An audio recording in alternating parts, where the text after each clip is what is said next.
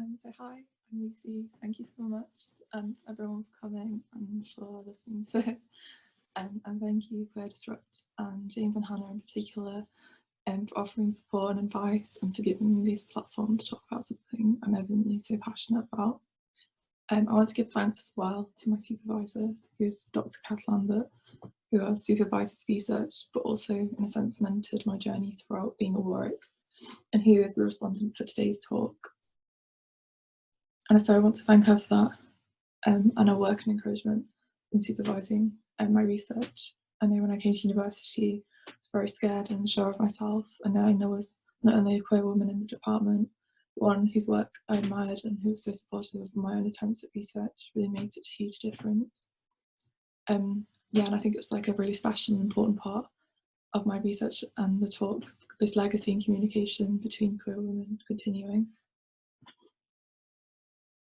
My work and research takes its name from a northern saying, specifically one from Yorkshire, as now as queer as folk, or sometimes as now as so queer as folk. My work is obviously reclaiming the phrase and seeking to play with the phrase specifically of queer and folk, affirming the reality of queer people in rural space and specifically women within this. I use the word queer in unison with other terms such as lesbian and sapphic, not to undermine these definitions, which are of course important to women and non-binary people, but because there is a historical continuity and relationship between these words and subsequently the relationship between the communications women have formed out of them. I see queer, therefore, as an important verb and adjective which asks us to re-understand our perception of the world. I also think to use queer in unison with lesbian, sapphic, and gay to denote that all these terms are culturally and historically situated and constituted and mean different things to different people at different times. It's not to undermine any singular history within those words, but rather to point towards the futility and historical inaccuracies of seeing those terms as singular and not embedded and implored and connected to one another. Queer culture is commonly reproduced through urban male culture that neglects the experiences of queer rural women. In a sense, this narrative asserts the impossibility of those identities coexisting at all. As Invisible Lies by Martha Barrett argues, there is no gathering for gay women, the isolation is overwhelming. However, her research understands the complexities of individual experiences. It's contrasted to one of the reasons we get away with is that people don't believe that we could be lesbians in Oklahoma. Out of sight, out of mind. It is this dialectic I'm interested in exploring, understanding how the erasure of queer women in rural space can perpetuate the same invisibility and isolation that is so harmful to us. I aim to understand the intersections between queer and rural through empirical investigation of women's historical and contemporary lives. My paper presents emergent themes from the research. I seek to re-examine and contest normative discourses of queer women in rural space. I understand queerness and lesbianism is historically contested and situated, and therefore all spaces that have been culturally imagined. This is to not suggest those identities don't materially matter, or they're not significant, but rather they are embedded in differences of class, race, and spatiality. The term imagined, or to evoke imagination, can seem to some people as the same suggesting it isn't something that materially exists, similar to those who misunderstand gender trouble and Butler's theorisation of gender performativity. It's important to stress, therefore, my work understands the notion of queerness as something real in its material form, particularly in material impacts of violence, and is experienced by queer people, but in the same sense culturally performed and imagined, the same as the space we inhabit and much as what is desired when we think about queer space. Historically, existing literature has sought to further metronormative narratives that propose reality as a space of solely homophobia and isolation. In doing so, they locate the urban as a trajectory towards freedom and community. I seek to negate that urban space is necessary to invoke and perform queerness. My paper and this talk are based on the culmination of 100 surveys undertaken by queer women and an in-depth analysis of an example of queer rural space, which is Hebden Bridge in England. And archival research completed at Glasgow Women's Library. And undertaking a broad, varied research, I desire to uncover the realities and diverse varieties of queer women's lives in rural space. Also uncover how queer rural women have historically found one another and themselves through means such as lesbian zines, signs, phone banks, separatist communes, and the contemporary relationship between queer women and the internet. My research on queer women in rural space, and thus this talk, is indebted to my experiences being a queer woman from rural North Yorkshire. Many academics would argue proximity to the subject matter limits their critical ability to write and research. However, I have found my research benefits from the intersections of my own experiences and the motivation I've had to contradict, understand, represent, and explore the complexities of my own bias. My work thus hopes to understand rural queerness beyond the binary imposed by metronormativity, and seek to represent the nuanced nature of queer women in rural space. I find it useful in the sense to understand where does my research come from, and where are the possibilities as to where it can go. As a queer woman from rural North Yorkshire, I knew we existed, but I was frustrated as to when mainstream depictions of queerness rurality was represented, particularly for women. When I came out as queer and in a sense exited the closet, there was a sense to which I felt the natural progression for me was to have to move to a city. My research thus first came from an attempt not only to counter this narrative, but also seek to represent the women that have existed at the intersection of these identities and within that space. One of the first papers I read when starting to piece together the early fragments of ideas around queer women in rural space was Jessica Ann Forrest's paper on queer disjunctures on belonging and not belonging in rural space. Here she talks about the book Exile and Pride by Eli Clare, and in particular this quote: "How do I explain the distance, the tension, the disjuncture between my politics and my loneliness?" My research is indebted to that quote, to experiences mirrored in my loneliness and difficulty, and yet my persistence in my politics of representing queer women in rural space. This contradiction therefore invoked the dualism of the subject matter at hand, whereby there are of course real, difficult and violent experiences for women in rural space, of which I'd never want to deny, but what my research has sought to understand is the ways in which women have resisted the convoluted narratives of inherent isolation, loneliness and homophobia, not seeking to erase these experiences, but resisting a rural to urban trajectory as necessary for escaping or evoking a true or valid sense of queerness. My work doesn't seek to invoke anti-urbanism as a politics against the city or its inhabitants, but rather as a challenge to the narrative and trajectories and erasure of queer women in and from rural space. This trajectory I condemn as one so often rooted in the politics of queer assimilation, neoliberalism and gentrification.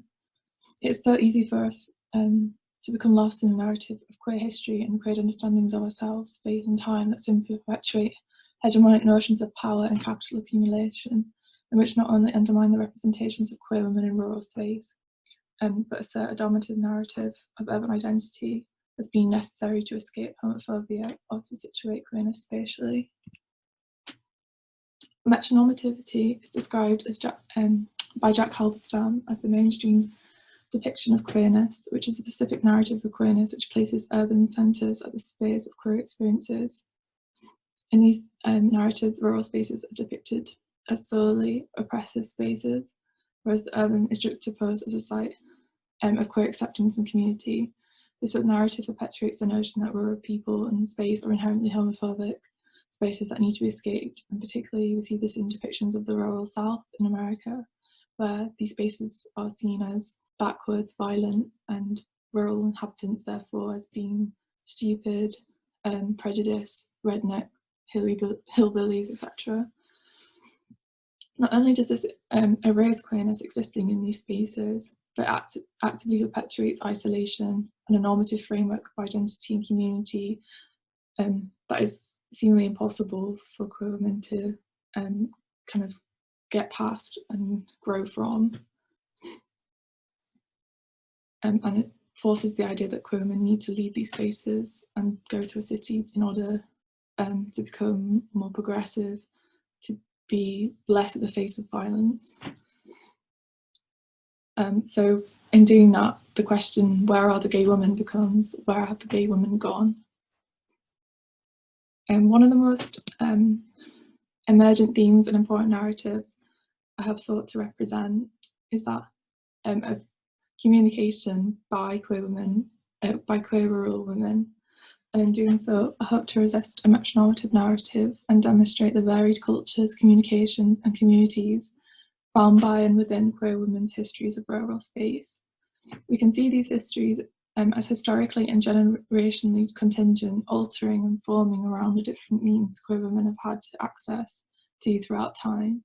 I believe stressing the importance of communication validates as well as demonstrates the lives of queer women, but shows the necessity of this research. Queer rural women and women's existence and ability for us to begin to find ourselves and others is therefore contingent not only on a rural to urban trajectory, which is what a metronormative narrative would hold, but it recognises how queer rural women can find the language to begin to find ourselves and describe ourselves, or to further even embody queerness and find sex, pleasure, relationships, friendships. An interesting element to this is recognising the limits to my own experiences here. As a 23-year-old woman, my experiences in communication are vastly different from women decades previously. A big part of my own situationality is therefore understanding the generational impact and divide between those with access to the internet and for whom the internet represents a significant part of their journey and exploration in recognising their queerness, and in seeking to find a space to talk, to read, to find other women, and to find the language or the tools to express attraction or desire to them, and thus to find kind of women in real life to interact with. This contradiction, therefore, between my own experiences and the majority of women in decades and centuries previous is something I wanted to challenge and understand deeper. It's from this, therefore, that I share the limits and potential of my own lived experience and those I was able to reach with my research and surveys, the majority of whom, as well as myself, have used contemporary means of reaching other women and other wider queer communities such as the internet. However, I wanted to know that there's still an equal representation for women who use school, universities as a way to find each other and to find themselves, which is kind of mirrored in a historical understanding of how queer women found each other in decades and centuries previous too.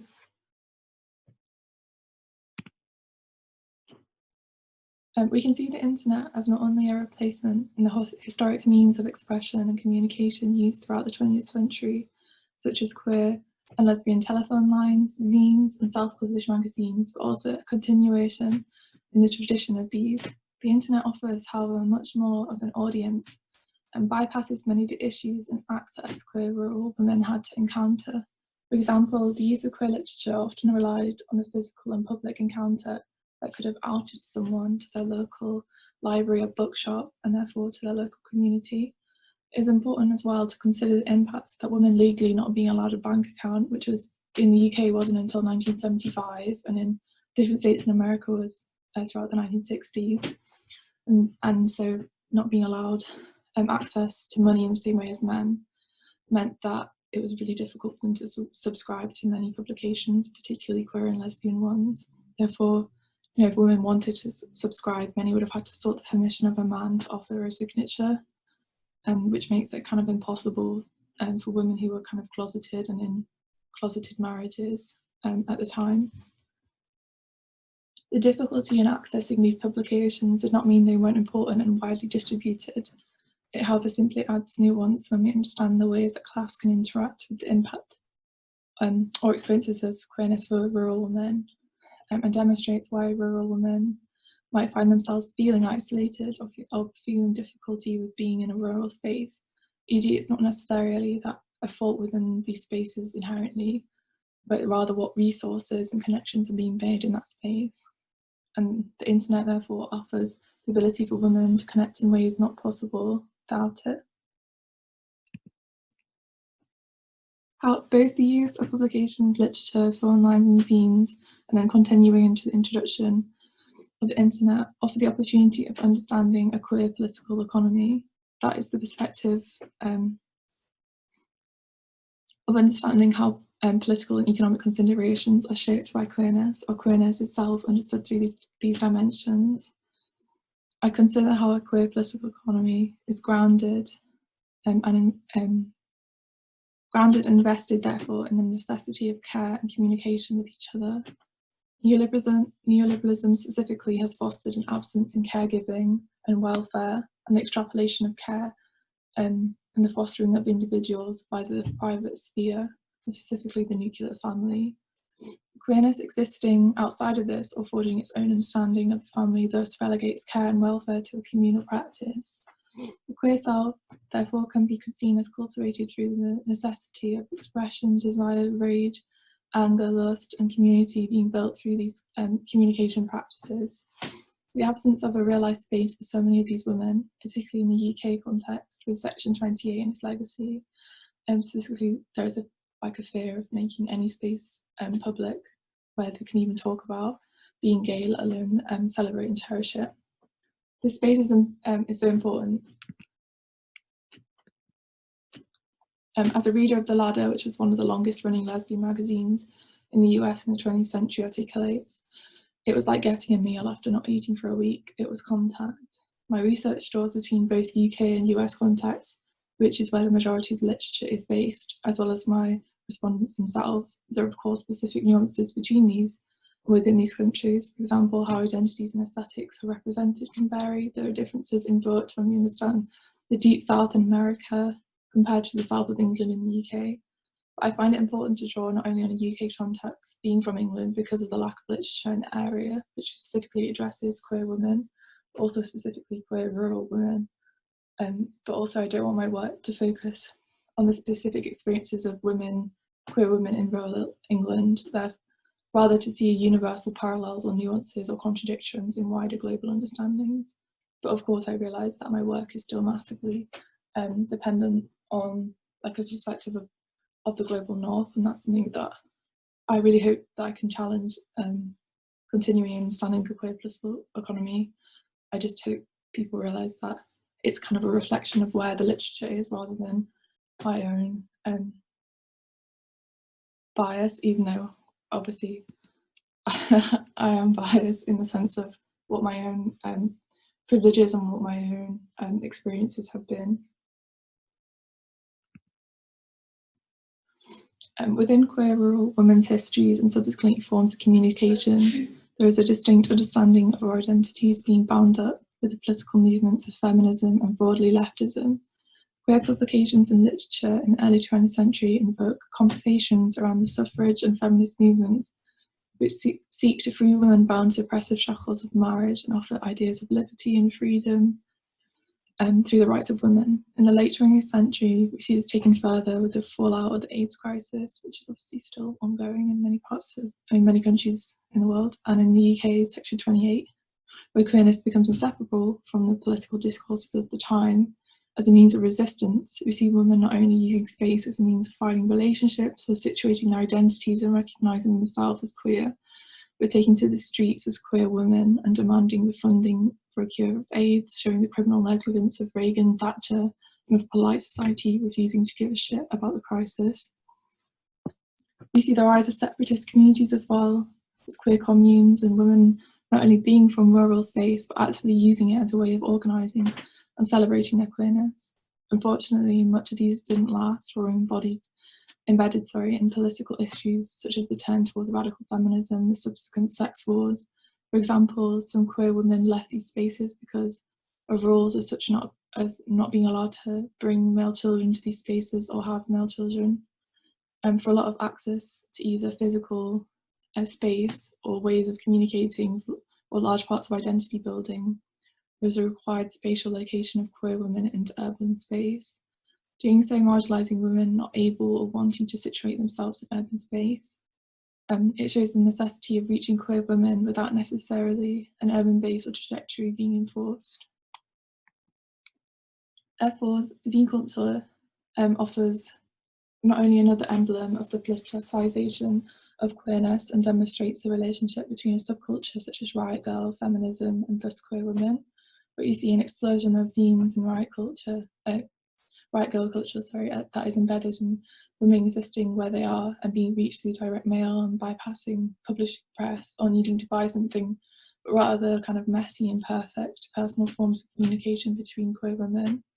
Zine culture and riot girl form out of 90s punk rock movements and is explicitly feminist form of expression. It grows out of Washington in the US and broadly from the Northwest in America and becomes immortalized in somewhat mainstream culture with Bikini Kill.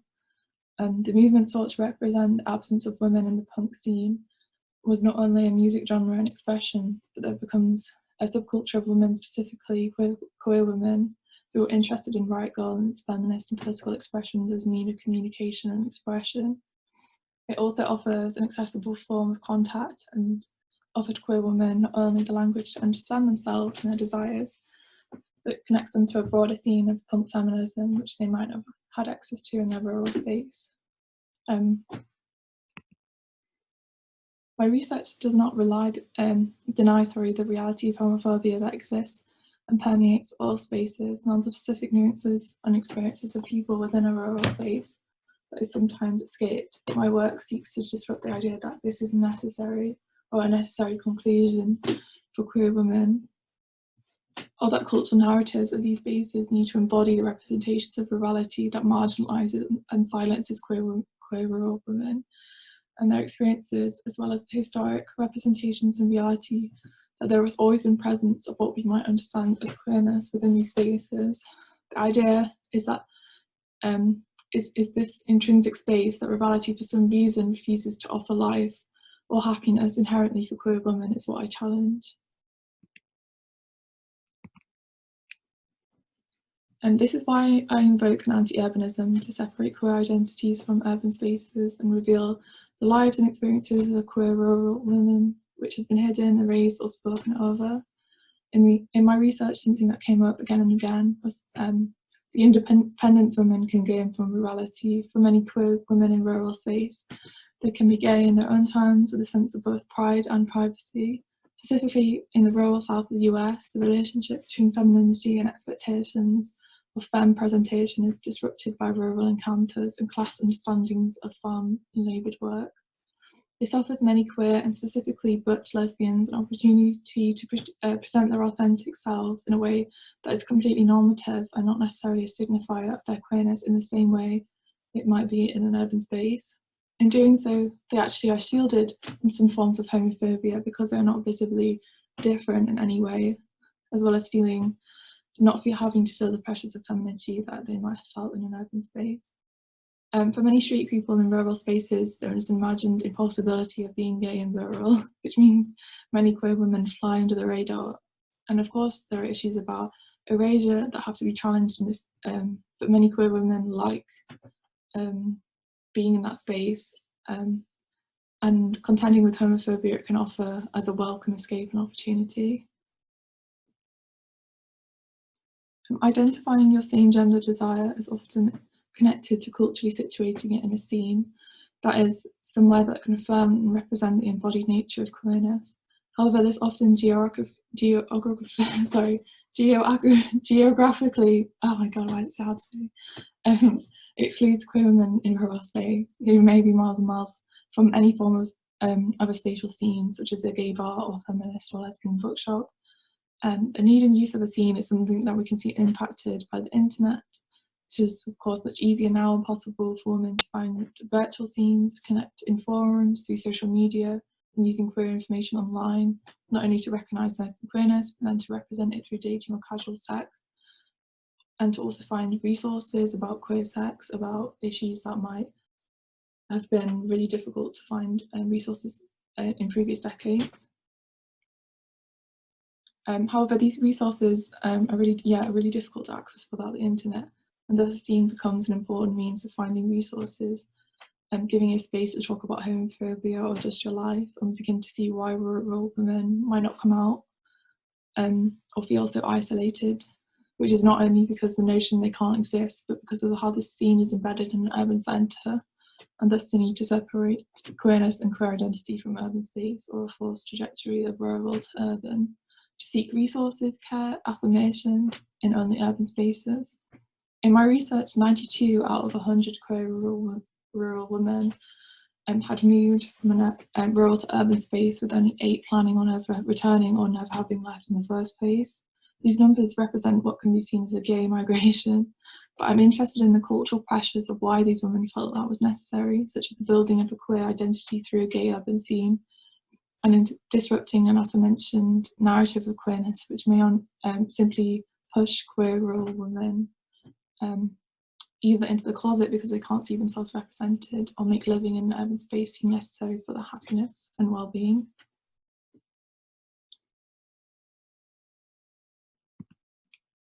This identity building through only urban spatial ideals can in turn not only exclude queer rural women, but it self-perpetuates specifically the exclusion of working class, poor women of colour who already are marginalised from the definitions and expansions of queerness, which so often only represent middle class white queerness. Their exclusion can be seen even more so through the relationship between queer identity building and gentrification in the Pink Pound, which we can see embedded in a classed and racialised forms of housing discrimination, as many theorists and activists suggest, a form of social cleansing. I invoke Foucault's understanding of the history of sexuality to demonstrate how the individual notion of queerness exists as a relatively new concept, linked to the emergence of capitalism, the need to protect the nuclear family from perceived deviant sexual threats, which may threaten the productive capacities of the proletariat. The relationship between queer and urban spaces is often linked to the imagined conception of a community that has never historically existed, particularly for queer women of colour, for working class women. Capitalism's conception of the individual stresses the significance of men in cities and isolated women in the home. Women, particularly women forced to work, even before kind of the right to work movement in like the 1950s and 60s, and women who've like always historically worked, such as like black women in the US, and working class women in both contexts of the UK and the US. So women who are forced to work and support their families, as well as men, have never had the historic economic capital to pursue their sexuality in the same way as gay men, or any of the inclination, considering the impact of women not being allowed a bank account, and women not having the same disposable income, or any of the economic capital of cis gay white men. We see the historical impact of this in the absence of queer women's spaces in cities. There's still a huge disparity between gay men's spaces in cities and women, which is a reflection of the fact these spaces have never necessarily existed, or if they have, they've been only really catered towards upper class women who could afford to take time off work, or to not have to work in the first place. Urban centres are therefore able to offer to capitalise on the Pink Pound and in queer people wanting to find space, or in urban identity building, which says that urban space is necessary to invoke an idea of queerness, and they're able to capitalise on this. And but these trends are often reflective of the economic prosperity of particularly cisgendered gay white men, and not of the wider community itself. Some of whom are like some of the most disadvantaged in society, such as like trans women of colour, have some of the least amounts of economic capital. Many queer spaces therefore become embedded in a politics of queer gentrification, out of this reflection of only the economic prosperity of white cis gay men. Manchester's Gay Village is one of the most expensive areas of the city. It's a place kind of centred around consumption, centred around gay bars, and it's increasingly centred towards actually like straight people who view kind of queer spaces and queer people as this kind of exoticism. And there's a lot of queer tourism that goes on, where queer people's spaces are used by straight people in like hen nights, Hindus, things like that, which make queer space kind of a means of profit, particularly for straight people, which can be quite uncomfortable. Gentrification can even begin to happen in rural sites, whereby ideas of identity and spatial building of urban communities is reflected and deemed necessary to then queer a rural space. Examples such as Hebden Bridge in England, which is seen as some as the lesbian capital of the UK because it has like one of the highest densities of lesbians in any space, and it's quite a small little rural town. And aside from kind of the legacy of it being the lesbian capital, it doesn't necessarily have that much going on. But so I was able to interview Debbie Sharp, who's an artist who lives in Hebden Bridge and a queer woman, and she lives there with her partner. And she identified feeling safe as a really important reason why she lives there. It's important for queer women to feel especially safe because of the intersections of their gender, of possibly feeling more unsafe than men in a lot of spaces anyway. But something I want to reflect on is how much of this safeness is embedded in a middle class and white situationality, like Debbie recognises as well, and the limits to a place embedded in queer gentrification with I love my Manchester working class queers. This is something my research has evolved from, understanding not only the importance of highlighting queer women in rural space, but in seeking to re-understand how do we conceptualise queerness as a way from any sort of spatial embodiment, and how do we consider queerness away from being evoked only by and through capitalist accumulation. And something that I think my work has kind of evolved from as well is kind of critiquing the urban to rural binary itself and wanting to go beyond that and to see actually queerness as something that shouldn't necessarily be invoked in between kind of that binarism, and to see kind of a really complex and nuanced idea of queerness which queer women feel empowered by, and which isn't relegated to gentrification, to capitalism, is something that is built in communities, built in care. And that's something, yeah, I think my work has evolved a lot from, you know, at first just wanting to represent queer women in rural space, which is something I still want to do. But as kind of I researched more and more and read more, started to realise that so much of this embodiment of how we feel valid and how we feel accepted in space is only through consumption, is only through capitalism. And even, you know, rural spaces can become places of like violence, of gentrification, of kind of class understandings which exclude working class women, which exclude women of colour. And so yeah, that's something I feel much more critical about now from when I started my research. And yeah, and as well as not necessarily seeing a binary of opposites between queer women in urban and rural spaces. Obviously kind of still criticising that trajectory which forces rural women into urban space. But as I've tried to stress in this research, when I invoke anti-urbanism, that isn't it isn't a politics of being anti the city, it's anti that narrative that's kind of forced on women. I definitely don't hate the city or people in it. As much as I do love rural space, I definitely don't want my work to seem that it's anti any space really. So yeah, that's my talk. That's everything I have to say. But obviously, I'm here to answer questions. Anything that you might query or want to talk about, definitely for talking about. I love talking about my research, as this event might demonstrate. And thank you so much for listening to this part of it, though. And again, thank you to Queer Disrupt, to James and Hannah in particular, and to Kat. Yeah, thank you.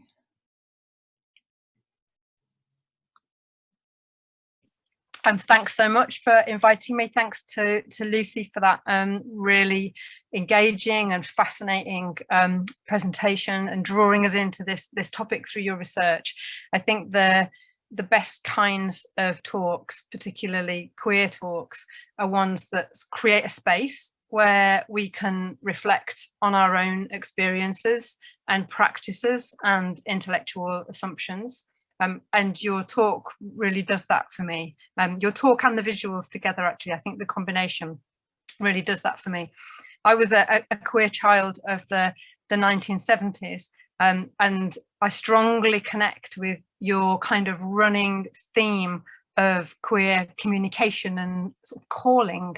You know, how do we hear about each other and find each other? How do we recognize and nurture our affinities between ourselves and others?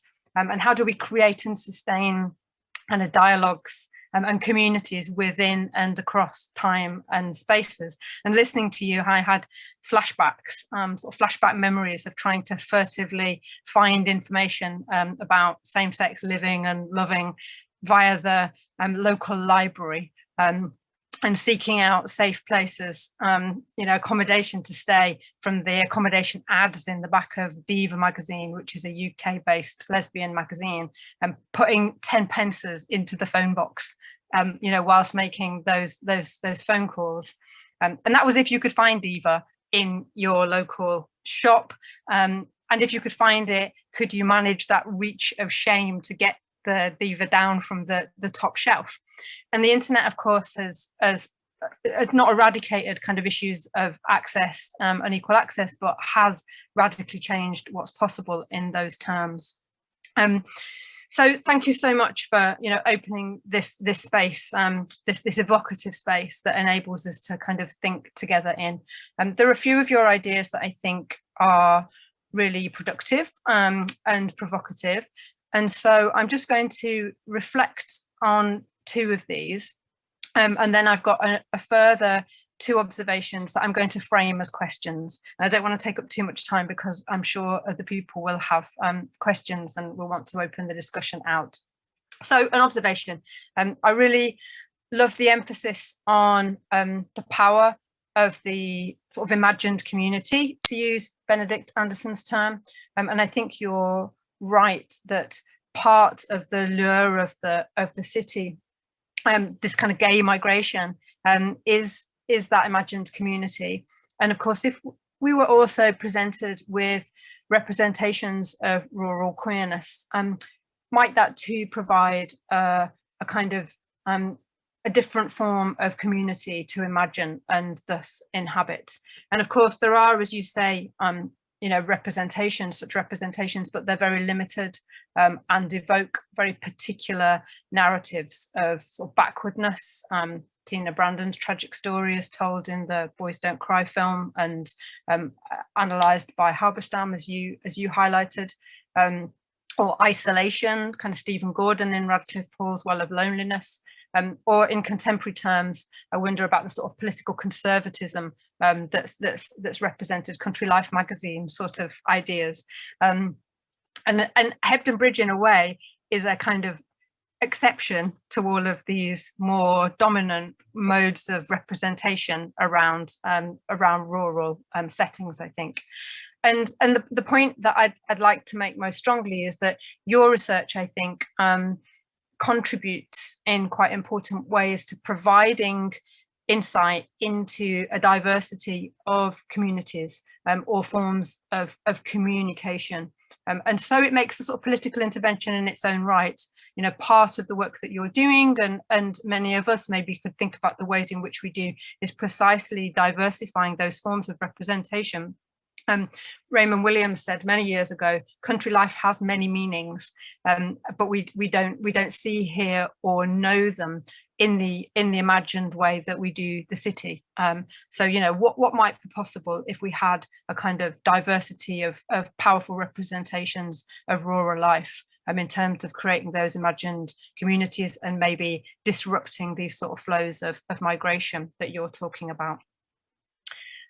Another observation, I really enjoyed thinking about the kind of advantages or possibilities of being invisible in the countryside.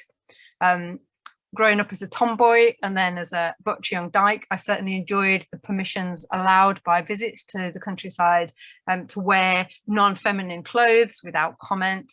And many UK queers of the kind of pre-Wolfenden era express nostalgia for the ways that their lives could be lived as sort of open secrets back in the day before the public at large was aware of their existence. And of course, as you emphasised, the advantages of sort of going under the radar, if you like, sit alongside the terrible effects of homophobic ignorance, as well as the potential psychic damages of misrecognition.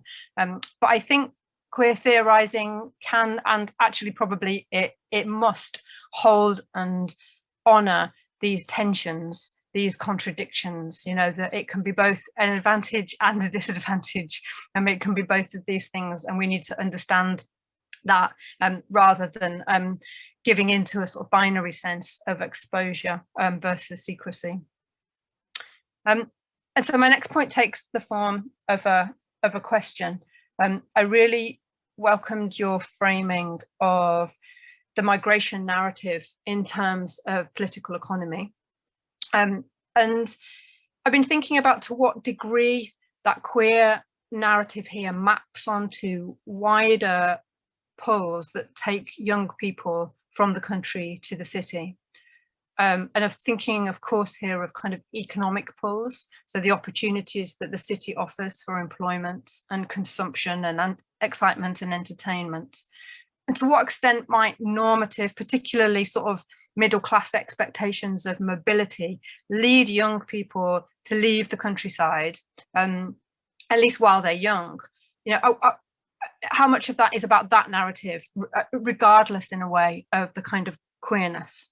And I also wonder, and I think this may be a kind of speculation rather than something you can necessarily answer through your research, but I wonder if there might be a kind of return to the countryside for rural queers, older queers, who've grown older with the benefits of queer liberal gains. So they might have, you know, families of their own, and feel able to reclaim the rural as an ideal space for their kids. I'm thinking of kind of my generation in a way, you know, people who are now in their late 40s, 50s, 60s, who have benefited from a very, very different kind of political era, and that countryside that they may have left when they were a teenager, it might now be very different and feel very different to the way, well, that's changed, but also their presentation has changed.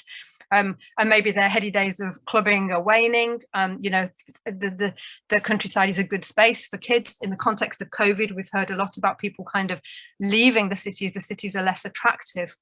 And I wonder if sort of different queer migratory patterns might emerge. So there's kind of, I guess there's two questions in there, but that are about these migratory patterns. You know, how much is this the kind of a traditional normative economic story you know, from the countryside to the city, and how much of it might be disrupted by, you know, by new kind of patterns. Yeah, thank you so much, Kath. Yeah, that was so interesting. Yeah, I agree. I think that there's definitely, I think it's called like brain drain, isn't it? The idea that, you know, as that essentially, especially in a UK context, that the North is essentially all of our like success in the sense of people, that there is a huge amounts of pressure for us to not only move to a city, but particularly go down south to that city.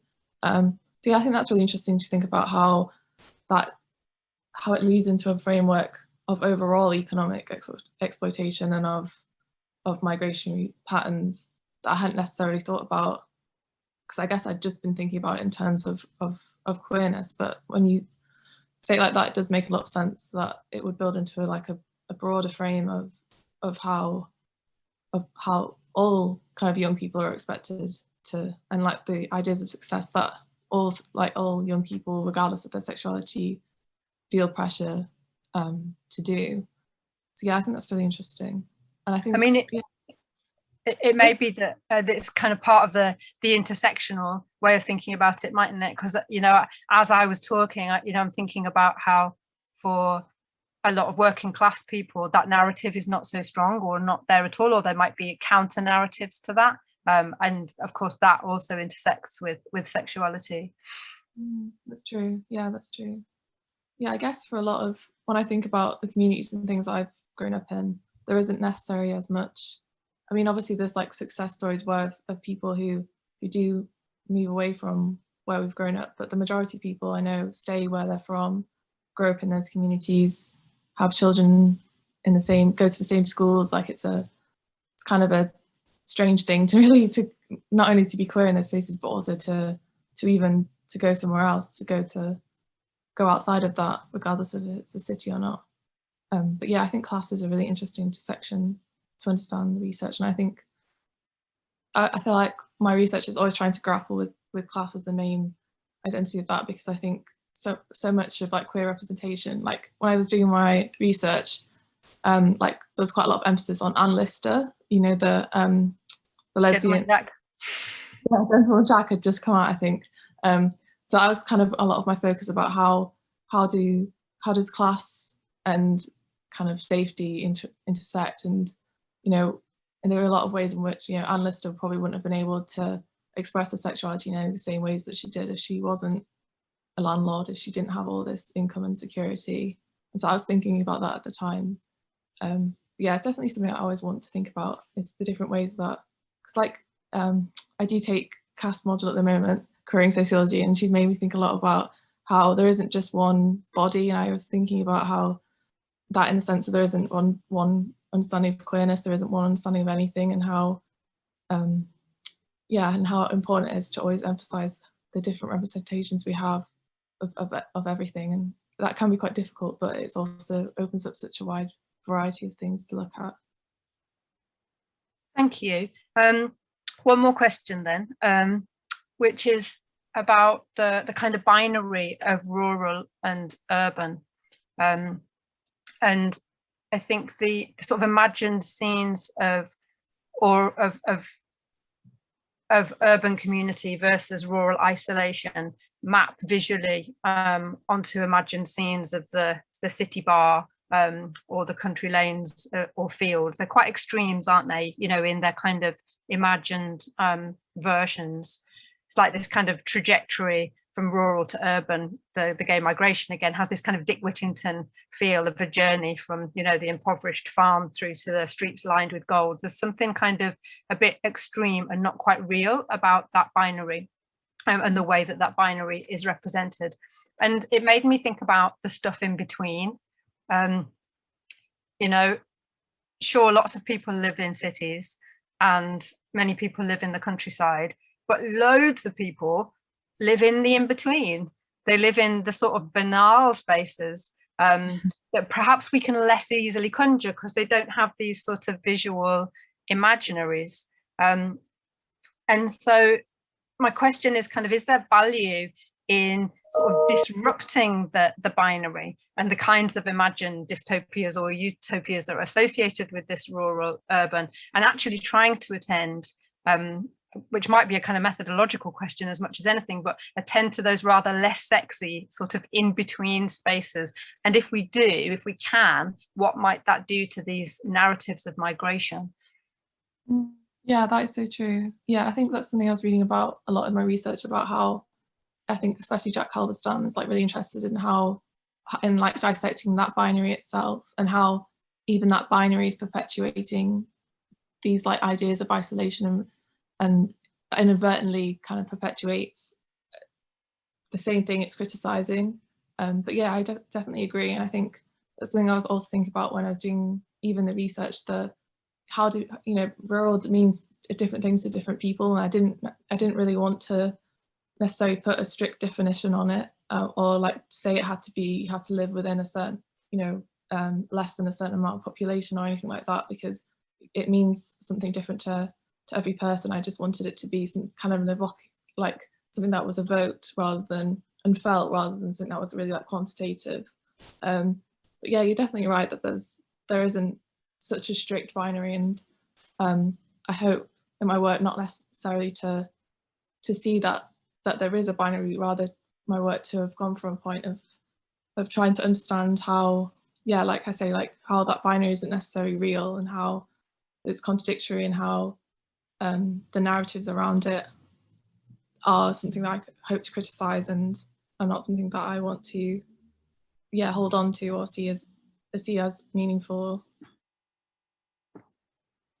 But I like how, thinking about the different ways, sorry, to going back to your earlier point about how, yeah, different generations can come to like rural spaces, or, you know, space in itself can come back to it, or we can always come to space with different perspectives, and how it isn't just necessarily just because you move somewhere once doesn't mean that necessarily represents your entire life or your entire self. Yeah, and I like thinking about that, and I think it's really interesting comparing like your generation to mine, for example. I think my generation's at the moment, it seems like a huge thing to really romanticize rural and the outside, and there's a huge like wave of like cottagecore, and something I really want to write in depth about is like what is cottagecore, and like why is it so popular, and what does it mean to queer women? Because I think there's so many questions within that, like how does like traditional forms of femininity, for example, represent, how does that overlap with rural spaces, but also how do different generations feel within that space? And I guess like you were saying with COVID, I think a lot of people are realizing that they don't need to necessarily be in a city, but I mean, I understand why there is so much draw to a city, and I think for a lot of people it isn't necessarily a choice. It's kind of economic reasons, jobs that they have to be there. So yeah, I think it's something I'm really interested in. Brilliant, thank you. James, do you want to open it out? Because I'm sure there's lots of people keen to ask things. Yeah, I do. Thank you so much for giving it back to me. I'm wondering, Phoenix, if you could stop the